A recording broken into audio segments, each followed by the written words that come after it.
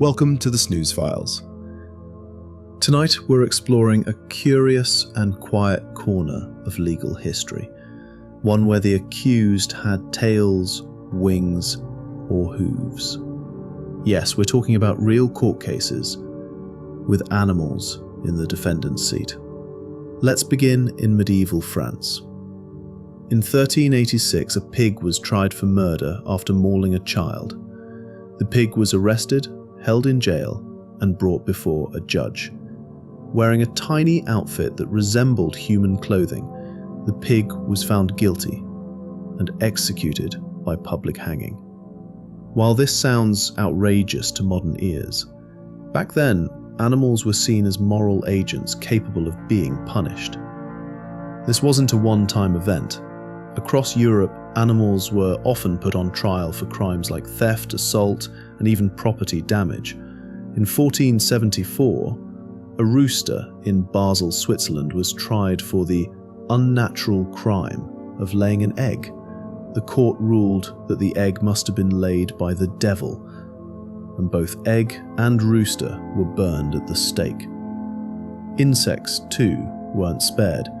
In 16th century France, a group of weevils was brought to trial for destroying crops. A lawyer was appointed to represent the insects. His defense?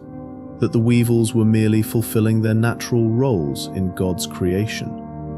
The court, attempting to be reasonable, offered a compromise. The townspeople would set aside a plot of land just for the weevils. Unsurprisingly, the insects didn't comply. In 1750s France, a she-ass, female donkey, was acquitted of charges of immorality. The court ruled that she had been the victim rather than the instigator of a crime. Several witnesses even testified to her virtue and good behavior. It's one of the few cases in which the animal was defended and actually found innocent. Then there's the case of the rats of Autun, France, in the 16th century. These rats were charged with destroying the barley crop. When they didn't appear in court, their defense attorney argued that the summons wasn't properly delivered and that the roads were too dangerous for them to travel safely. The judge remarkably accepted the excuse, and the trial was postponed. These trials may seem bizarre, but they reflected the values and beliefs of the time. People believed the law should apply to all beings in a moral universe, including animals. Punishing animals was seen as a way to maintain cosmic order and moral justice.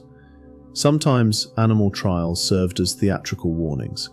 Public executions of pigs or goats were meant to show that wrongdoing, no matter who committed it, would not go unpunished. It also gave people a sense of control over a chaotic world. These days, animal trials are no longer part of legal systems, but echoes of the past remain. In some places, animals are still given legal status or face quarantine for behavior, though no modern goat stands before a judge in a powdered wig. These strange stories show us just how creative and complex human attempts at justice once were, even when animals were the defendants. If your mind is starting to wander or your eyelids are growing heavy, feel free to drift off now. For more mundane mysteries and sleepy histories, subscribe to the Snooze Files and send me your suggestions for future episodes. Until then, sleep tight.